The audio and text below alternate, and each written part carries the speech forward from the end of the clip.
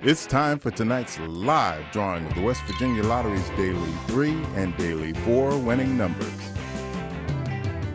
Good evening, I'm Laura Garten, and let's get to our Daily 3 picks.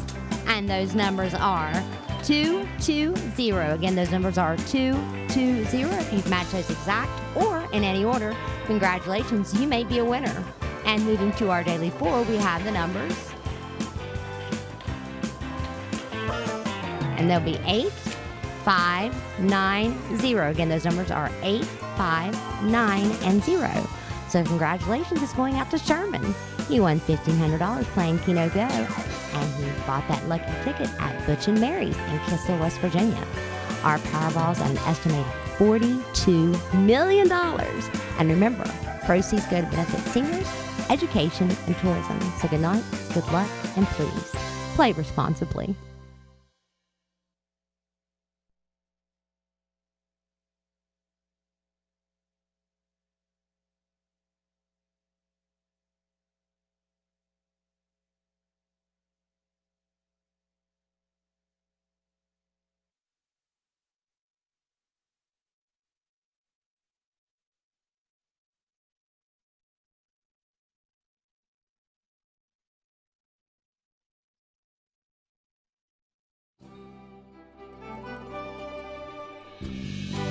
From West Virginia Public Broadcasting. Support for this broadcast of the Governor's State of the State address is provided by Marshall University, with more than 100 degree programs offered in 4 locations and online. More about the Marshall family at marshall.edu. West Virginia University, a land-grant, space-grant, R1 research institution. Learn more at wvu.edu. Segra, providing fiber-based communication solutions. Segra, freedom to grow. More information at segra.com.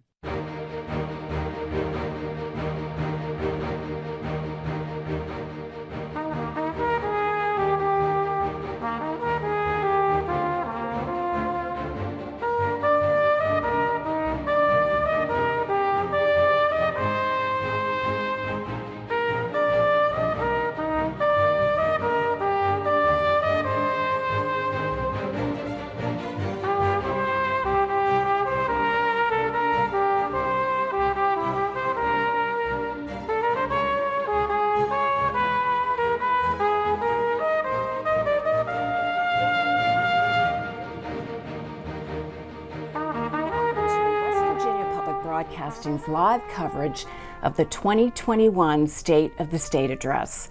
I'm Suzanne Higgins, here tonight with Dave Mistich as the West Virginia House of Delegates chamber awaits the arrival of Governor Jim Justice. Dave, it's a very different configuration for this joint assembly here tonight as the pandemic continues. We have delegates at their seats on the floor, senators in both the North and South galleries, and members of the Board of Public Works and our Supreme Court justices are in the West Gallery tonight, along with some media members and very little other access by the public. And Suzanne, as you know, you've been around long enough that what we're seeing right now in front of us, it looks very different than it has in years past. Normally the House floor would be crowded with all the different dignitaries and members of the legislature, as you pointed out, and they've been spaced out because of the pandemic. And, you know, I think it's fair to say that we'll hear a lot about the coronavirus and how it's had an effect on West Virginia, how it will affect the legislative session. And we're sure to hear a lot from the governor about some of the successes we've had. You know, West Virginia, of course, pointed to by many as a leader in vaccine rollouts, and we're going to see the governor lay out his legislative agenda, talk about the budget, the coronavirus being one part of it, and then everything from that.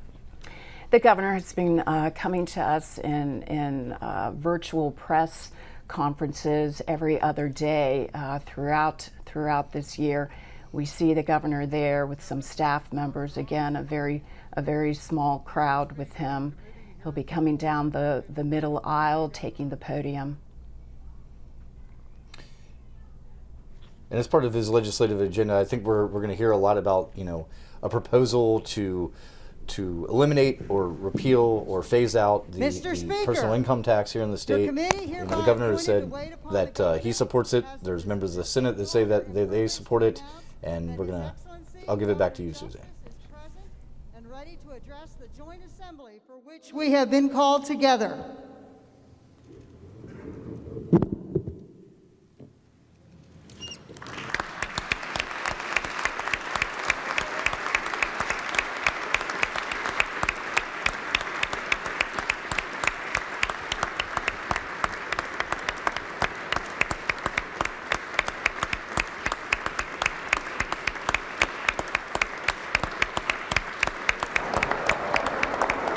I think I got to give you these. Okay. Thank all of you. Ladies and gentlemen, it is my pleasure to make welcome this evening the governor of this great state of West Virginia, the Honorable James C. Justice.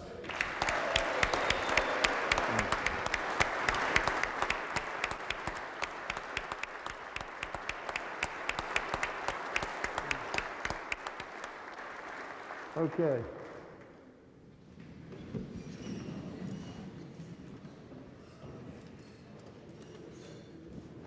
Well, I sincerely hope everyone is doing as well as they possibly can be with all that we've gone through in this state. But I can tell you that the light of the world is shining on West Virginia right now. And if you don't believe that, you're just plain not thinking right. I'd like at this time to recognize some really, really special people. My family. Kathy and Jill are with us tonight. And from beyond that, I want to go directly to my cabinet members. At this time, it is such a difficult time. We've got, for all practical purposes, all my cabinet members watching virtually. But there's one that is watching from the heavens above. Dennis Davis, a man that we just lost, a man that was in charge of all of our vets in the state. A man's man. That's all there is to it. He set out on a mission to bring billions into West Virginia and pulled it off. He set out on a mission to build facilities and have vehicles and all the different things, from exempting the veterans' pay from income tax. All the different things that he set out on a mission to do, but I can tell you unequivocally just one thing and one thing alone. Dennis Davis lived and breathed every day for our great vets. And so all of us, please let's pause in a moment of silence for a great, great secretary that we lost.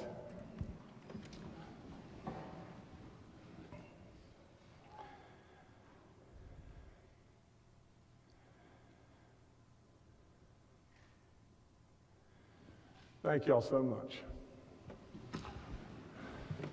Dennis Davis was not only a terrific individual and a terrific cabinet secretary, he was a real friend. And from time to time, this job takes you to people that maybe you don't know, and you grieve and you hate for their loved ones. But this one really hits home with me. 4 years ago, I walked in here really on the front steps out front with a tackle box and an axe. I walked in here to tell you, just from a folksy tone that people have really enjoyed, to tell you the truth, but a lot of straight talk and a lot of truth and a lot of complete transparency. You see, that's me. That's me through and through. I've got a lot of experience and I have a lot of passion. I've got a lot of enthusiasm. and I'm a godly man, and I'm proud of it. Now, like it or not like it, when they first handed me the books 4 years ago, there's no other way to cut it. I'm a business guy, and our state, for all practical purposes, was bankrupt, in tough shape. We drained the rainy day fund down to levels where our bonds were being derated. Our roads were in pretty daggum tough shape. And we had all kinds of issues at hand. They handed me a budget that was a projection for the next 6 years. The year that we were in, we were going to come up $217 million short. The next year, we were going to be $497 million short. And then it proceeded on to $772 million short. It was all cumulative, meaning if you were 219 short now and you added 497, you zoomed right in above 700 million. And when you anteed up another 700 or whatever it may be, it was some really tough dupe. Now, we dug in. An awful lot of you were here at the same time, and we've got new members that I absolutely congratulate in every way. But with our new members comes all kinds of newness around us. New blood, new ideas, all kinds of good stuff. But we rolled up our sleeves, did we not? And we went to work. We went to work on a prayer that I'll get to in a little while, and all of a sudden, things began to change. West Virginia began to really change. And the biggest thing of all that we really needed to change was our image. The image that we knew was here and knew was good, but the image that the outside world really looked at us and they thought we were backward or we were poor, or absolutely we were supposed to know our place. It was a shame. I don't subscribe to that, and I know you don't either. But let me tell you just this. We began to see a miracle evolve. The miracle of West Virginia began to evolve. It's good stuff. Really, really good stuff. Now, along the way, before I go any further, I want to congratulate you, all of those that are here. I want to congratulate you on just this. You had the courage to run, did you not? You know you're going to accept rocks thrown at you. A lot of them are going to be really unfair. But you had the courage to step up and say, I'll serve. I'll serve. And you've done so very admirably, and I'm sure you will do so in the future very admirably. Now, before I go any further, I want to recognize some more really, really important people. And they're the people that are the Chief Justice and Justices of our Supreme Court. Now, I think they're right up here. But if I could just say, Chief Justice Evan Jenkins, if you could stand, please, and Justice Elizabeth Walker, Justice Tim Armstead, Justice John Hutchinson, and Justice William Wooten. Please give them a wonderful round of applause.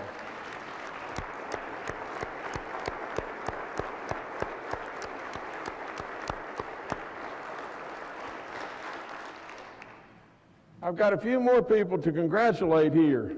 Congratulate on them earning the positions that many of them already have. We've got a new man to the task and at hand, but if Attorney General Patrick Morrissey, Secretary of State Mike Warner, our State Auditor J.B. McCuskey, our Commissioner of Agriculture Kent Leonhardt, and our newly elected State Treasurer Riley Moore, please stand. Our constitutional officers.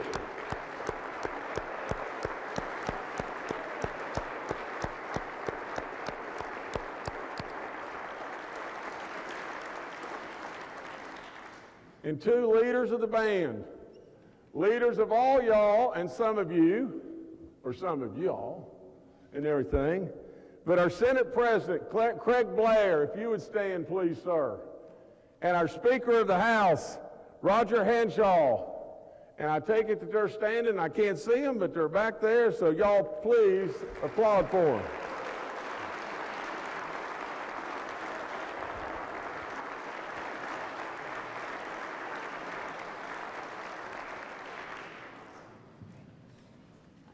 I spoke just a second ago about the miracle of West Virginia, did I not? There's been a lot of accomplishments that have happened in the last few years, from surpluses to making education our centerpiece, to putting money aside for PEIA. And just imagine, for 4 years, PEIA, we never raised a dime in premiums. How somebody can complain about that, I don't get it. That's just all there is to it. We've got a lot of new roads. We've got a lot of patched old roads. We've got a lot of work that goes on every day. We've got an easy pass where you can go up and down the turnpike for next to nothing. We created Jim's Dream and then Jobs and Hopes. And we've really combated the drug issue, but we've got a long ways to go. We absolutely adopted a new slogan, Almost Heaven, in our tourism department, and I'll talk a little bit about that in a little while, but what an incredible job that has exploded into being. We put real money in our state parks, and we helped our veterans, and we helped our seniors with Meals on Wheels and all kinds of different things. And lo and behold, the miracle starts to grab hold. And then along comes COVID. Now, just imagine this. I said the miracle of West Virginia, did I not? You know, I was interviewed just the other day on the 700 Club, Pat Robertson. And while I was being interviewed by Wendy, and I don't know Wendy's last name, Wendy was just recently married, and I don't know her last name, but she's from not far from here in West Virginia. And Wendy was talking, and, you know, we were going along, we were talking about all the different things that were happening with the COVID and all the vaccination process and all the good things that we had going on. And she said to me, she said, if you could say your prayer now, what would your prayer be? And I said, well, Wendy, I said, you know, we had a day of prayer. And I said a prayer, and I'm anything but Reverend Jim. And I said a prayer at that time, and I truly mean this. I don't know how in the world the words just flow. But the good book tells us just do that. And the words, that the good Lord will take over and the words will flow. And they did. Now, I said, Wendy, I need to get you a video of that prayer. And you know what she said to me? She said, Governor, when was that? Well, just like anyone, I said, you know, Wendy, I don't know. It was probably 4 or 5 months ago. No, probably 4 months ago. This just happened about a week ago. And all of a sudden, on my little whiteboard thing that I have out there, Jordan flashed up on my whiteboard. It was last March. She had already asked me that from the date of that prayer, had I seen things change? Think about it. An everyday, the definition of coincidence, an everyday occurrence in which God chooses to remain anonymous. Think about it. How in the world could the little state that's the poorest, how in the world could we absolutely charge to the front like we've charged? How right behind all of that could we have handled what we handled in COVID like we've handled it? I'm telling you, it is truly the miracle of West Virginia. Now, I believe with all in me that I am battle-proven and I am calm under fire. I really do listen to our experts. And, you know, we've made moves for the betterment of all, not made moves that were selfish for just a few. But in all of this, that miracle, and that miracle has truly happened. Now, I ask myself a lot of times, what is my real job? Well, first and foremost, it's to look out after the health and safety of the people. But secondly, it's to mind the store, is it not? Because at the end of the day, if the economics don't work, nothing that you do or I do can work. The economics has got to work. If we're going to continue to grow and everything, the economics has to work. Well, we have, along the way, we have pulled off the economics. Now, we all know that we've been first in COVID in the nursing homes and first in the vaccinations, and we're on the nightly news everywhere under the sun, and we've got to be really proud. Because in addition to all that, every single day that goes by, more and more and more will come. Because they see West Virginia in a different light than they've seen it before. Now, I want to take just a moment to congratulate Kathy. Kathy and I, neither one, knew hardly anything about communities and schools. Really and truly, we knew that it was really started in West Virginia in Greenbrier County, but we really didn't know anything about it.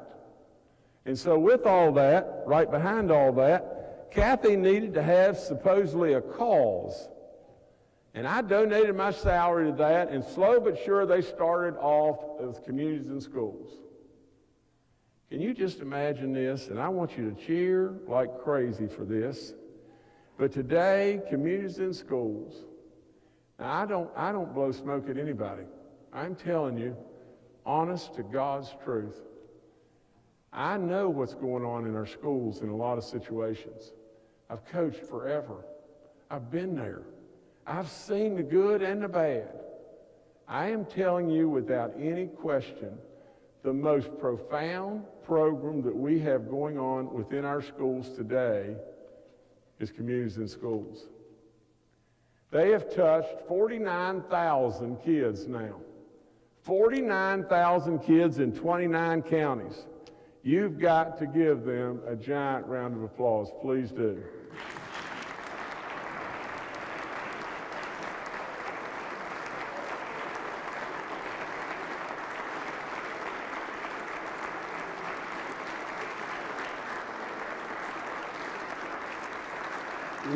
Little Kathy and my daughter Jill are way up here, and they're trying to be good, and that's good that I'm trying to keep them a little ways away from me right now. Now let me take you on a ride to the future. Stimulus. You know, I've got to just tell you just this way. You see, I was really, and still am, really close with our president, President Trump. Close with his family. Now, I can never understand three things that happened along the way. The first thing that happened was just this. He quit having his briefings on television. Probably advisors were telling him maybe that's not the thing to do, Mr. President, because somebody in the news may trip you up, and and Vice President Biden at the time is not out campaigning or anything, and he's spending most time at his house and all that, and it could really cause you a problem. Well, I believed when he was talking to the people really were dialed into President Trump.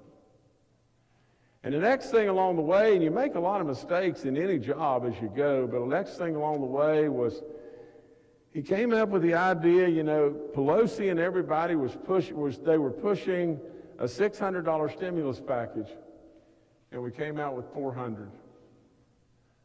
And I said, Mr. President, why? And he said, well, what do you mean? And I said, Mr. President, all those people vote. And all of them hoped for $600, and you gave them $400. It was the prudent thing to do. But at the end of the day, We lost our president, didn't we? The next thing that happened along the way was there was a stimulus package, and that's what I just said. I believe the Democrats and the Republicans continued to play politics and politics and politics, and it would not move while people were really hurting. People couldn't pay their rent and their power bill and their car payment or whatever it may be. All of a sudden, our president got slowly in more and more trouble. And we lost the election.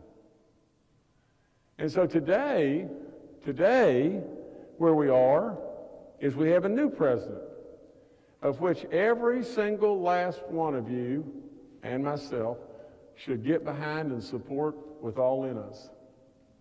And the reason we should is out of total respect to the presidency of the United States of America. Now, with all that, I say to you just this. The stimulus package, it should have been passed a long time ago, in my opinion, and the president, Donald Trump, came out and said, I want to do a $1.8 billion package. Did he not? It's exactly what he did. And it just stumbled and stumbled and stumbled. So today, where I am is just this. I've done a lot of stuff. I've run a lot of businesses, employed thousands of people, and I know what to do in a lot of stuff. I am telling you that we as America today are still stumbling. We need to move forward aggressively and super boldly. And if we leave some money on the table, we just do. We can't underfund what we need to jumpstart this world. And it will jumpstart the world. What's going to happen is just this. There's going to be a $1.9 billion stimulus package passed. With that, there is a good chance that a lot of different things will happen to West Virginia. A lot of good things will happen to West Virginia. I can tell you, though, the stimulus packages will end. And you really need to listen to me. West Virginia has not only dug itself out of a hole and got itself on the launch pad, it's even taken itself off and become that diamond in the rough that everybody's missed. But yet, if everything just goes back to the way it was, I challenge every single one of you. West Virginia will fall back into being West Virginia someday. We are on the launch pad right now. In fact, we're airborne right now. And that's why tonight, I am asking all of you to join me to repeal the income tax in the state of West Virginia.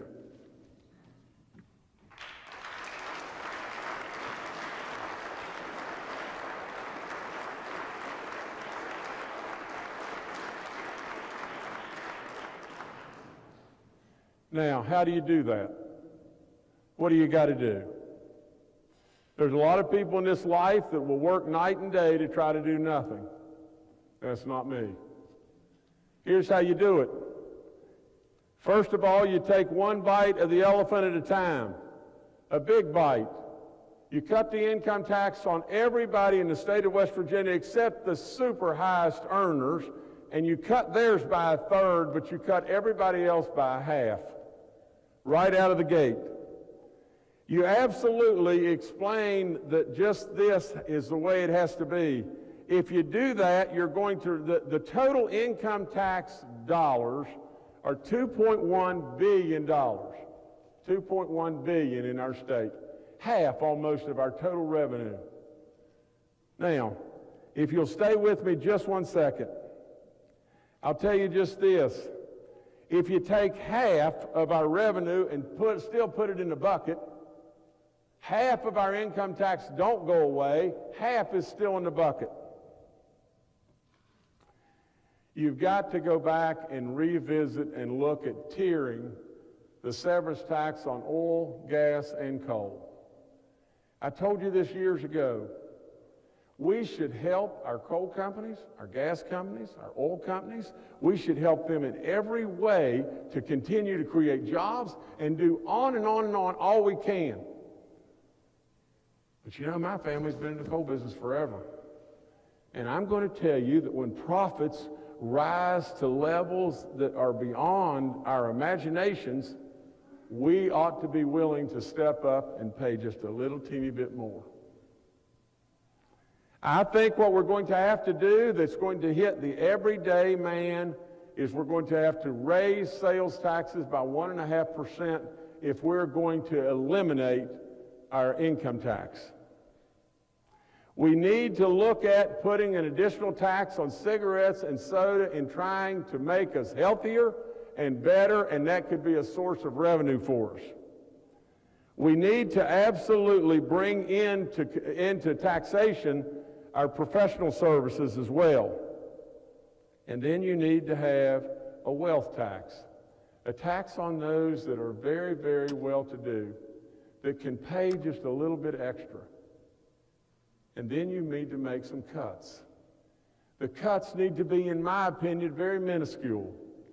You do not need to cut to the bone, but you do need to make some cuts. By minuscule, I mean very minuscule. $25 million of cuts will get you there. Now, at the end of the day, just imagine if I were to say to me, or to anybody, we can cut our income tax in half right off the get-go. We'll have to pay another 1.5% on our consumer sales tax. If you're not a smoker or you don't buy soda pop, that's it. For you, that's pretty much it. We need to tier our severance tax on coal and gas and oil. It won't bring in a whole lot of dollars, but it'll bring in a few. It is so minuscule, it is unbelievable what I'm asking you to do. And with all of that, along the way, with a wealth tax, a luxury tax, basically, that is also minuscule. By minuscule, it could maybe only bring in $20, $30, $40 million. Maybe it's just for items that you would purchase one item in excess of $5,000 or $10,000 or $30,000 or whatever. I've got a chart on all that, but I don't need to go through all that right now. And then there's that small, small level of cuts. What if I were to say to you, that is our chance? The door is right here for you, West Virginia. The door stands right ready for you right now. Opportunity will flash in front of you, and if you don't go through, it closes. It's your chance. It's your real chance. The stimuluses will die away. COVID will die away. And then ask yourself, step back from it and ask yourself, how are they going to come? How are they going to come? Really and truly, how are they going to come? This is an opportunity beyond all comparison. Now, I would ask you to do two other things. I would ask you to do established buckets. You see, I'm really big into buckets because I believe when you put something in that bucket, it stays there. I'd ask you first and foremost to have a flat, no-growth budget in the state of West Virginia for the next 3 years.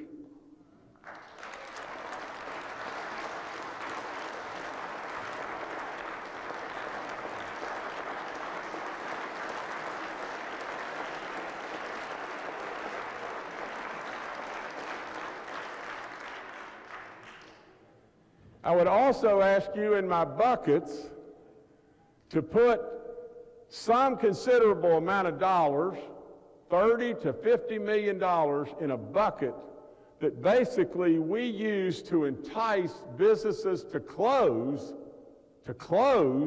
and to come and bring their employment to West Virginia. And the other bucket that I would like you to establish is an additional rainy day fund. You see, if we freeze the budget at where we're at right now, our rainy day fund is absolutely adequately funded, period, right now.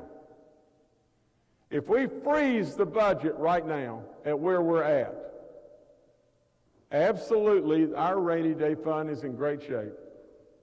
If you create that second rainy day fund, and let me tell you how you can do it. You see, by the wisdom and good stuff of a lot of people, we have built surpluses, have we not? In 2019, we had $511 million extra dollars. In 2020, we got across the finish line with a surplus in a COVID year, plus moving the state income tax to the next year. We still got across the finish line. We did. And what's happened now? Now, what's happened is you have a surplus of cash that is extraordinary. And we continue to grow it. I would not spend it. I would set it into a bucket, a rainy day fund bucket, for the elimination of our income tax, or any shortfalls in the elimination of our income tax. Now, the opportunity's there. It's entirely up to you. My ideas surely can be tweaked. I will listen to any and everybody. But absolutely, I've given you a pathway to eradicate our income tax. And you may say, well, Governor, we understand, but Governor, that gets us halfway there, and you said you're going to eliminate it. Stay with me just one second. In the state of West Virginia today, you are growing at a pace of really close to $300 million a year. If you think of how many will come into our state, it could blossom to who knows where. If you don't raise and spend extra money on the budget or on unnecessary items, if you have the discipline to really watch the store, the growth alone will take you there. And the growth alone will eliminate the rest of the balance of the income tax. Now, I could go on about this for a long time.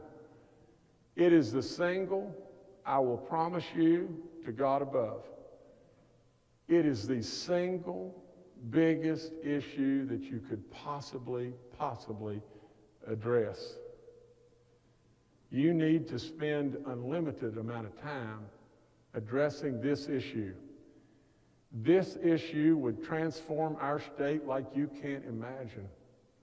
And if you don't do it, you might as well just sit back and listen to old Jim, who's sitting here with white hair and absolutely has had a lot of experience.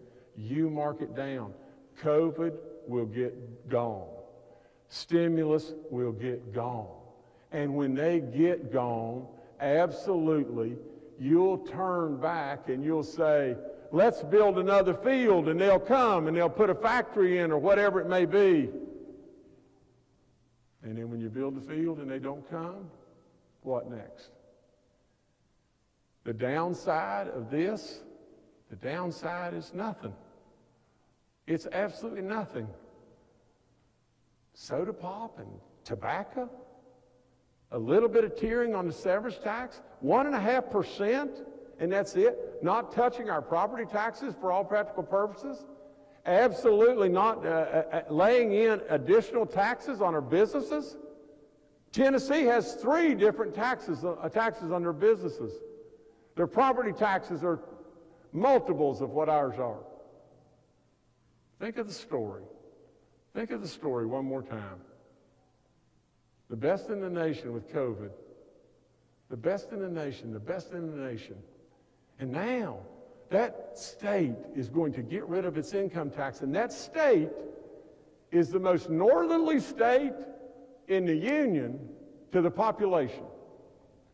They got to come through us to get to somebody else. You think they're going to come through us and go anywhere else? 4 of the most beautiful seasons on the planet. The greatest people. It's our chance. It's our chance. Now I'm going to move on. Tonight I am asking you to elevate in the cabinet to elevate cabinet level agencies to secretaries of cabinets in 2 areas. You see, I am hung up like crazy on tourism and economic development. Tonight I am asking you to create 2 agencies, 2 new cabinet positions.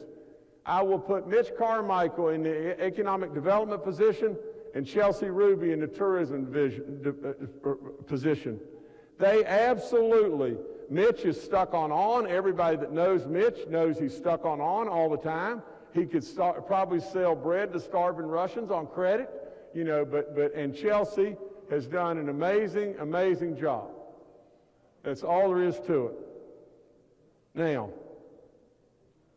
I'm asking us also to create that closing fund that I just said earlier, and I'm asking us to create an additional rainy day fund that we can put excess dollars, and let me give you just another tidbit.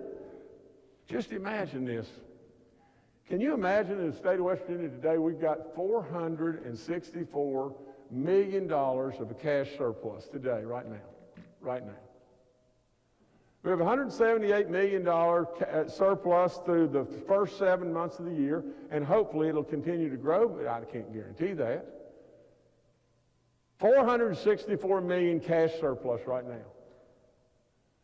Absolutely. What do you think? Let's just stay with me where you can understand what I know.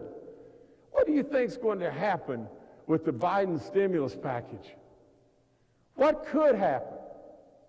They could forgive all of the dollars that we've put out towards unemployment. They have already backdated to January of 2020 all the match to FEMA. What if? What if we had hundreds and hundreds and hundreds more millions of dollars? Put them in a bucket. Don't spend them. For God's sakes, living, don't throw them away, because you'll spin around 5 times and wake up and say, where are we? You won't even know what happened. Put them in the bucket. Now, through all this, record surpluses in 2019, getting through, probably the biggest accomplishment that I've ever been involved with is with our revenue people and getting us through the 2020 year with an absolute surplus. It's amazing. It's amazing. With a cannonball to the stomach on COVID and absolutely nowhere to turn, and income tax all moved. With surplus? Are you kidding me? Really and truly, it is amazing. But with all of that all's happened, I've got a few announcements to make. With all that, we have done one thing, and I give many, many kudos to my office, all the people in economic development, all the people at commerce, all the people all across all the agencies. We took all the cabinet up there and met, but we landed Hyperloop in West Virginia.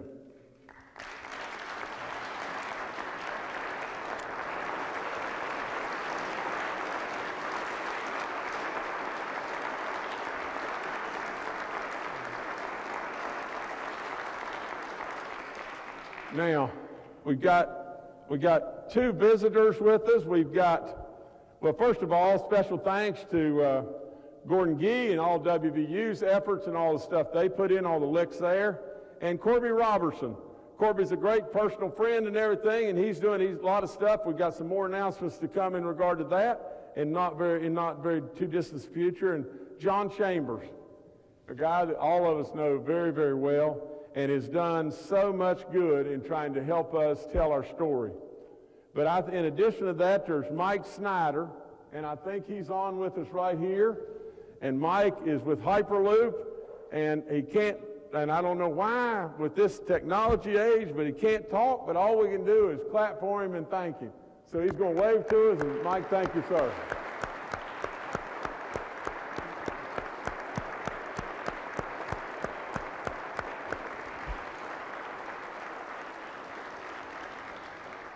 Can you imagine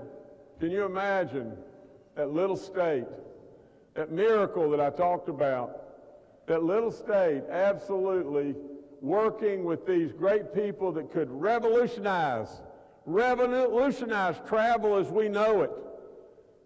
They gave us validation.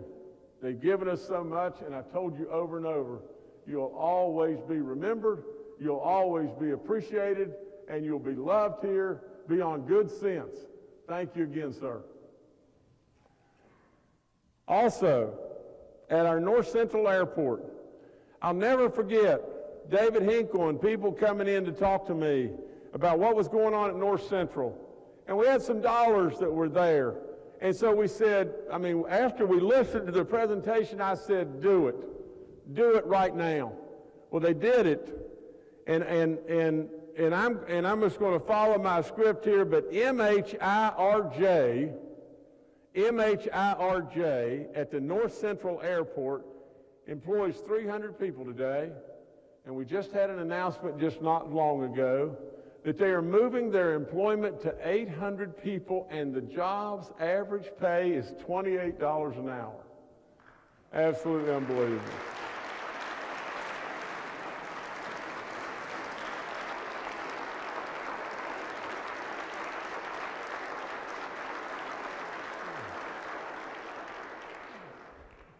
Their leader of the band is in Japan right now, and I hope I'm going to get this correctly, but Ishmael Mokabel is with us, or not with us because of the time differences and everything, but I hope some way, somehow he can hear our love as well. In addition to that, DST Innovations, now get this, people that make organic material, and a lot of it can come from coal, are moving right now into Morgantown and set up shop there, and then they have promised in phase 2 to do a manufacturing process in southern West Virginia, and with all that, they hope to create 1,000 new jobs in West Virginia. Please give them a great big round of applause.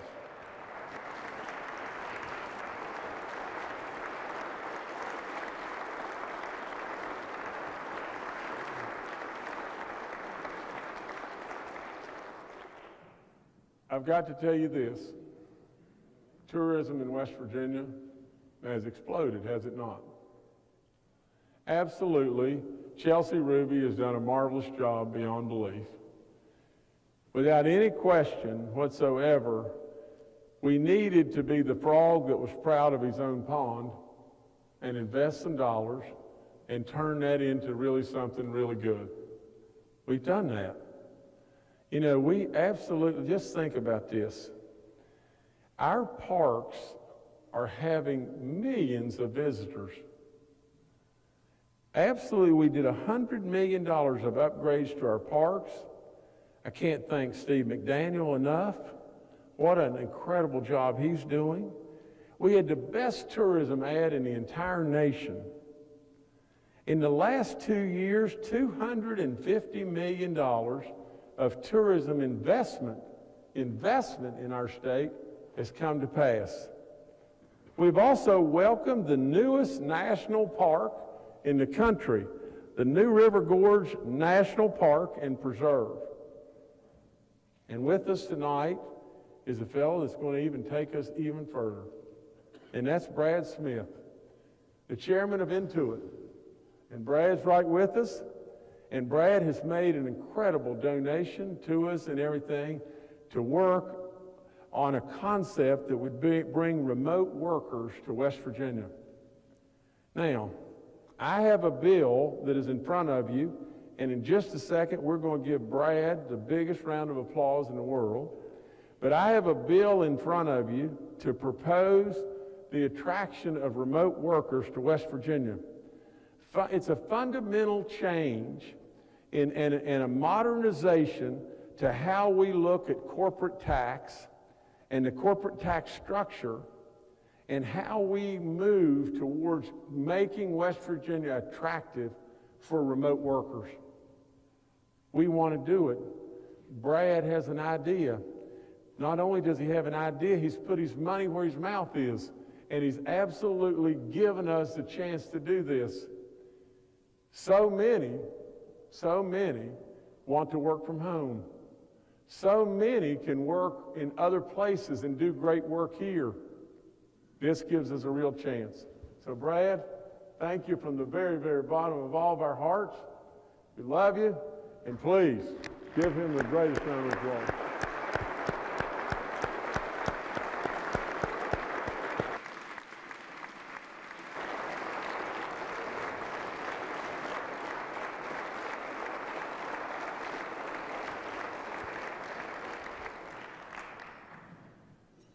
Drugs are still a real issue in West Virginia. COVID has really taken us off track. We had Jim's Dream and Jobs and Hope, and we had some beginnings, but we still have got to know that drugs can cannibalize us.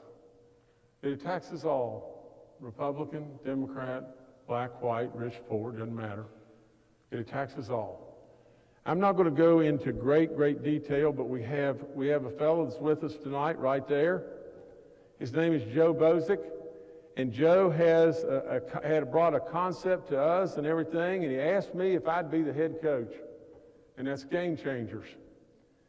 There has been so much happened, and tonight I am announcing that Game Changer, in conjunction with the West Virginia Drug Intervention Institute, has established a partnership, I'll get this, with the world-renowned Hazelden Betty Ford Foundation to bring evidence-based prevention programs for opioid and substance abuse to all students in West Virginia schools. It is unbelievable. And tonight we've got with us, and I think this is Mark Mishkik, and he is the president and CEO of Hazelden Betty Ford. And we have Angela Jurabik, and she is the founder and executive director of BARR, Building Assets and Reducing Risk. So please give them a giant round of applause.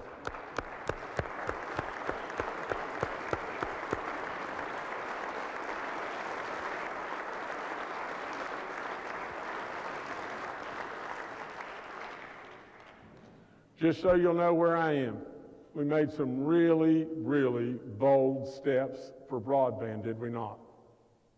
West Virginia is deficit on broadband beyond belief.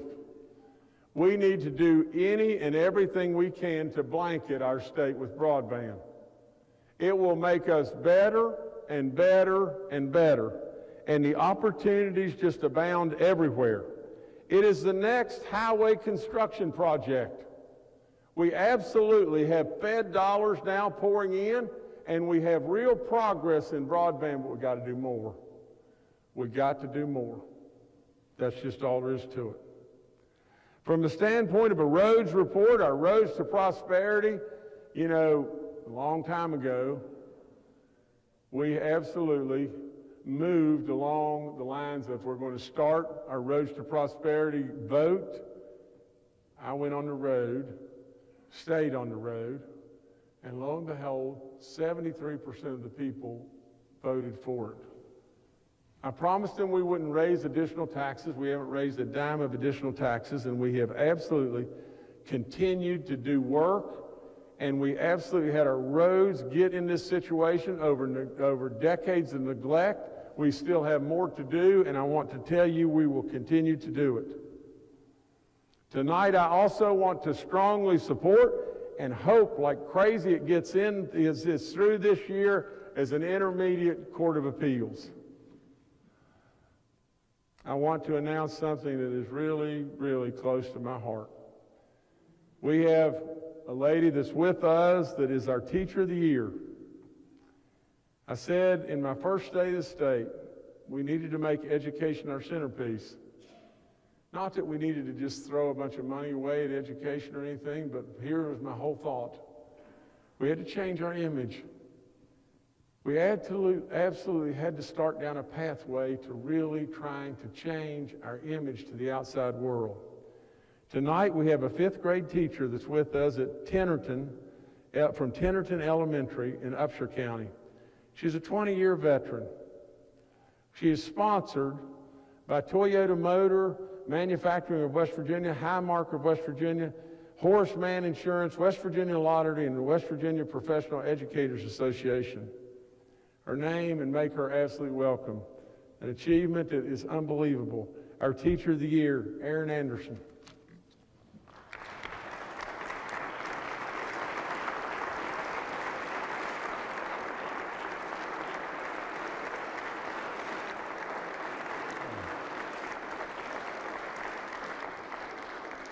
I won't keep you a whole lot longer.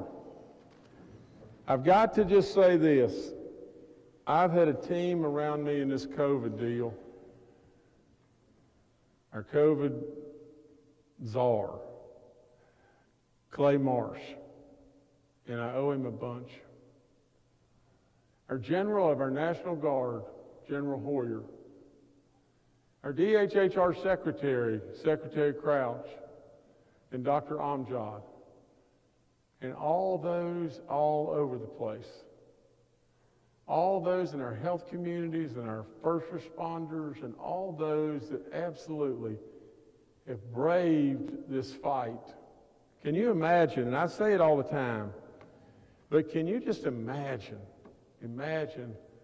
crawling out of bed, getting your scrubs on or whatever it may be, and going right into the fire as you kiss your children goodbye and hope you'll see them again later in the day. Knowing you could bring it home, knowing there were so many uncertainties in the beginning, and yet they went. Our grocery workers did the same thing, and yet they went. They did everything for all of us. We owe them so much. But we could absolutely owe no one more than our National Guardsmen and women. 1,460 of them are deployed right now.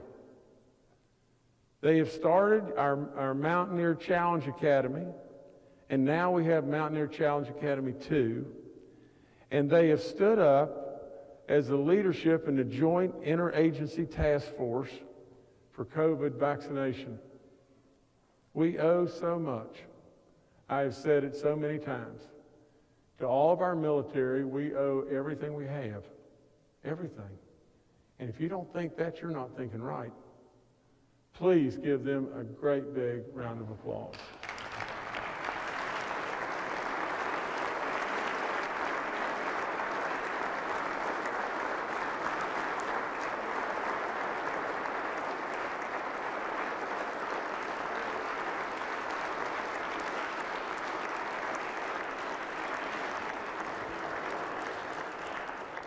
So in wrapping this thing up, you've given me an honor beyond belief. A lot of people along the way would say, gosh, no, man, I bet it's just awful being the governor at this time. I mean, how unlucky could you have been, blah, blah, blah, blah, blah. But you see, I believe just this. I believe the good Lord made you who you are for a reason. And he put you right here for a reason. And I believe he made me who I am for a reason. That's why this has not been a burden. It's been an honor. And it's been tough. And you've had all kinds of sleepless nights. And it's been really tough. But I am telling you, I've got to also thank all those that are around me in my office and all the great work that they've done as well. Especially you, Kathy, and Jilly, and Jay, and Adam and Catherine, and those little rascals, JC and Conley, and more than anybody, in a lot of ways, Baby Doll.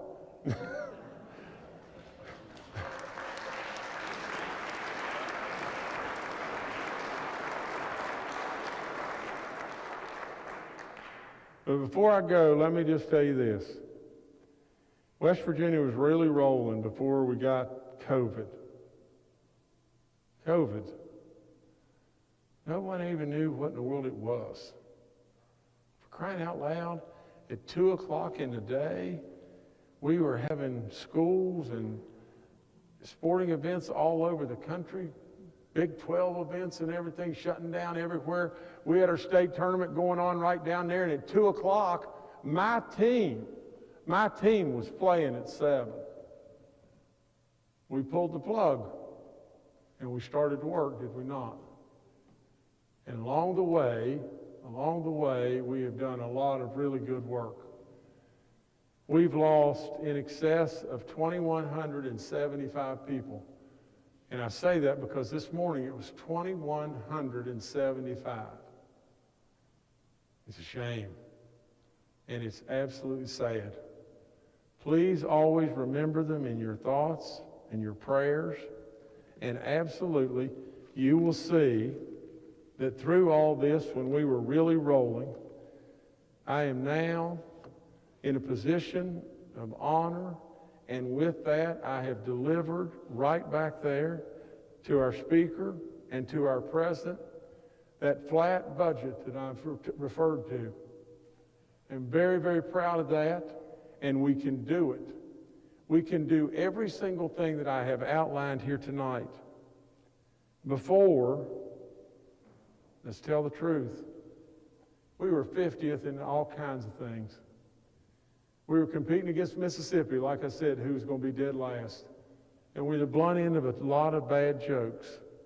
And now, we are that diamond in the rough that people, we're not the diamond that is going to be found. We're the diamond that they have found. We're absolutely the star of the game show on the national news every single night almost. It's West Virginia. West Virginia and West Virginia. And now you've got the reins. I'm telling you with all in me, if you want to drive property values in this state up, and if the border counties are concerned that somebody's going to go across and buy soda pop, or they're going to buy cigarettes across the border, I would say to them just this: those people across the border are going to come to you to live. I mean, for crying out loud, why would we be worried about such a thing as that? They're going to be coming to you to live. Your stores are going to be filled like you can't imagine. The opportunity is right here, right now. I can tell you just this too. The steepest part of the mountain, if you'll just watch, any mountain you've ever climbed in your life, where's the steepest part? It's always near the top. It's always near the top. You'll start off like this, then it goes like this, and then all of a sudden you're standing there looking, and that last little part to get from here to Kathy is almost straight up. Most people slide back down. I'm confident that you won't. And the big question in all of our minds that's been asked me over and over is, where are we going to be in 10 years? Where are we going to be in 20 years? I'm going to tell you, in somewhere here, and who knows where they are, so I'm not even going to go there because I can't even, who knows? Oh, they're here. They're here. Think about this. Let me make sure, because I didn't want to disappoint you and not have some kind of graphic. Well, okay. Say what? Okay, it's the middle one. Well, in a lot of ways, this is where we were. And this is where we are today. And this is where we want to stay. Where are we going to be in the next 10 years? Where are we going to be in the next 20 years? I'm going to tell you, if you'll just pay really close attention to just this one thing, I would just say just this. We have a chance of being the state that has the things that we have wanted so badly that other states have had. The good things that we have wanted so badly that we didn't have, we'll be the state that has them. And you know what else we'll be? We'll be the state that doesn't have the bad things that others still have. And the last thing you know what we'll be able to do? We'll be able to have that, and we'll be able to live in paradise. Because that's West Virginia. You all know it. All you got to do is look outside. You all know just what an opportunity we have. And so I'm going to read to you just 2 lines. Over the next 4 years, I want us to be even better.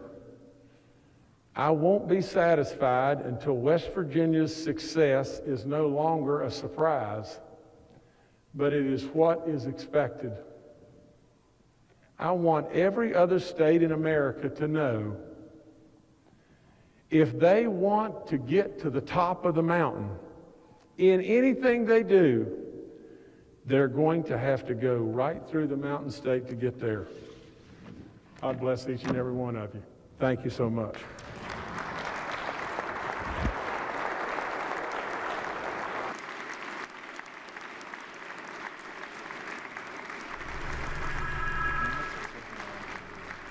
Governor Jim Justice concludes the first State of the State address of his second term.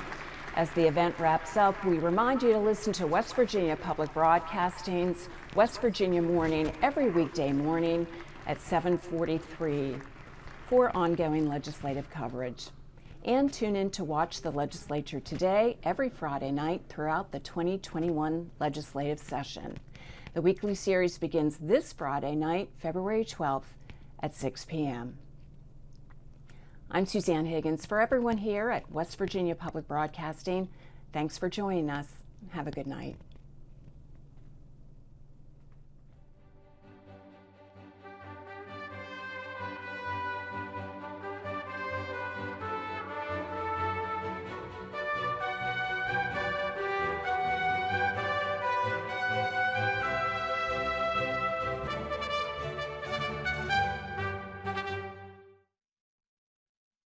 Support for this broadcast of the Governor's State of the State address is provided by Marshall University, with more than 100 degree programs offered in 4 locations and online. More about the Marshall family at marshall.edu.